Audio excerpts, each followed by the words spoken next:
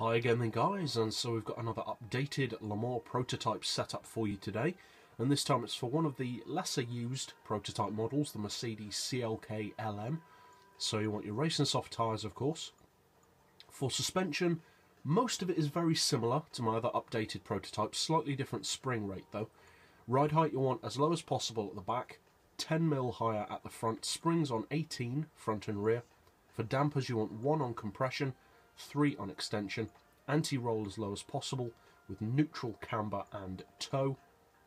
For the gearbox you want an auto setting of 249, then for the individual gears we've got 3, 1925, 1375, 1050, 825 and 600 with a final drive of 3.5.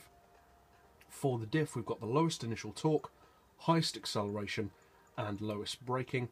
We've got a high RPM turbo of course, and as always you want your downforce set to a minimum. Of course you want your traction control turned off as ever.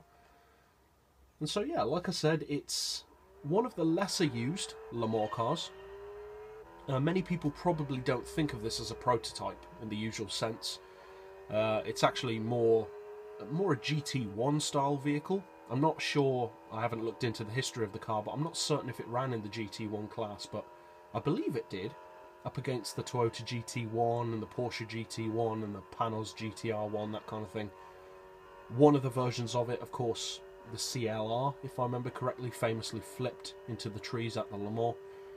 Many people confuse this model with the CLK GTR though, and that it doesn't help that Polyphony used to call it that on GranTurismo 4, which was inaccurate because the CLK GTR is the V12 version, which actually does look slightly different. The CLK-LM, however, is the V8, so it's kind of a shame that we don't have the CLK GTR because the V12 would probably have more high-end potential than the V8.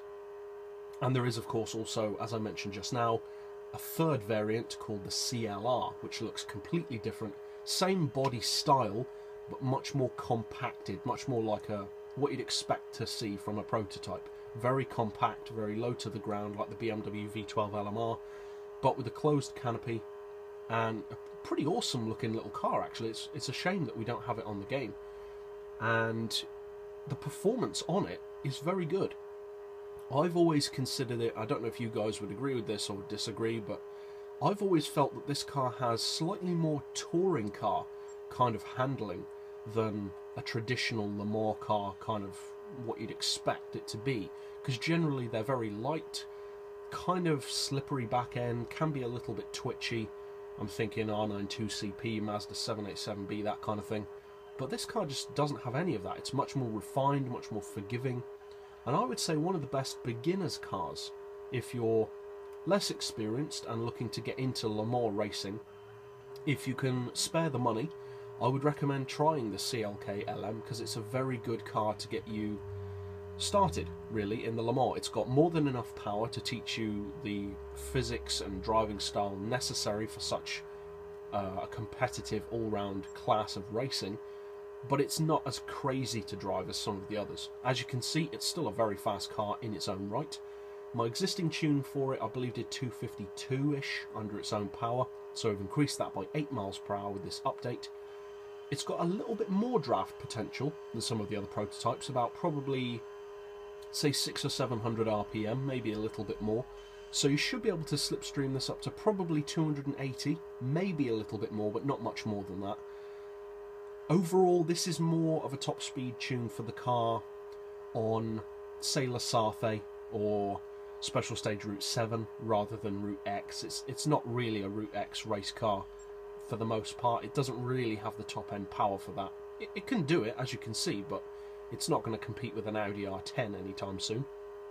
So, if you do decide to use this car, and by extension this tune, obviously I hope you find it more competitive than it already was, and of course fun to drive, and it certainly is a fun car to drive.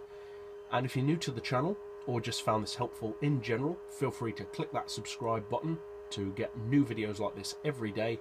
And as always, thanks for watching.